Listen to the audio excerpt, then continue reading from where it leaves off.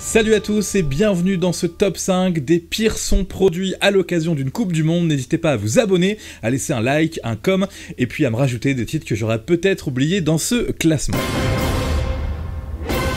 À la place numéro 5, Sébastien Patoche, parodie de Patrick Sébastien par Cartman. Alors c'est du Patrick Sébastien parodié, donc le texte est à double lecture, on va dire, sur une production très spéciale. C'était à l'occasion de la Coupe du Monde 2014.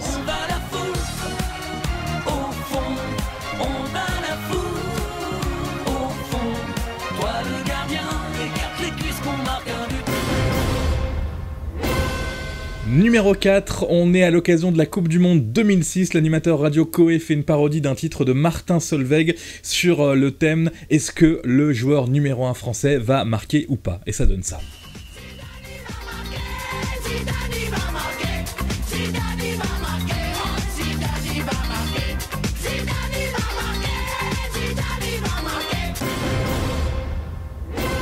Le premier hors classement, en rapport justement avec le titre de Koé Zidane il va marquer, c'est pas vraiment un hymne de Coupe du Monde, c'est plutôt un morceau pour débriefer la compétition et revenir sur ce qu'a fait Zinedine Zidane durant la finale de la Coupe du Monde 2006, c'est-à-dire un sacré coup de boule. C'est Coup de boule, le titre et le groupe La Plage.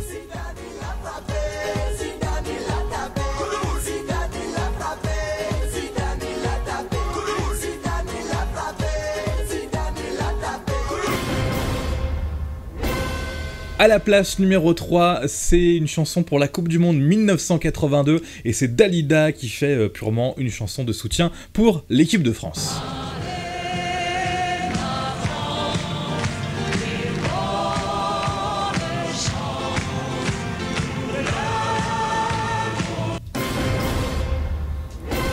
À la place numéro 2, rendez-vous avec la Coupe du Monde 1986 qui a lieu au Mexique. Un collectif d'artistes va faire une chanson sur la Coupe du Monde, sur le Mexique, le soleil, l'Amérique du Sud. À l'intérieur, on retrouve notamment Carlos, Enrico Macias ou encore l'acteur, le comédien Sim pour cette chanson très spéciale. Viva, viva, viva les Bleus, en terre aztèque ils vont jouer comme des dieux. Viva.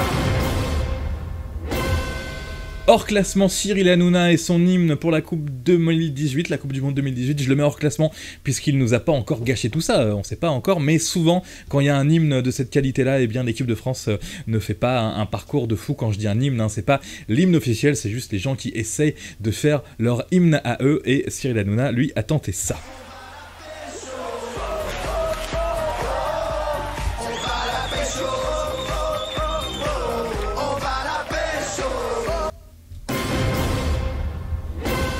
À la place numéro 1, c'est pas le morceau techniquement le plus mauvais, mais c'est sûrement le plus ridicule, celui qui nous a apporté le plus la poisse. Désolé Johnny Hallyday, mais ce morceau, tous ensemble, malheureusement, évoque que des mauvais souvenirs.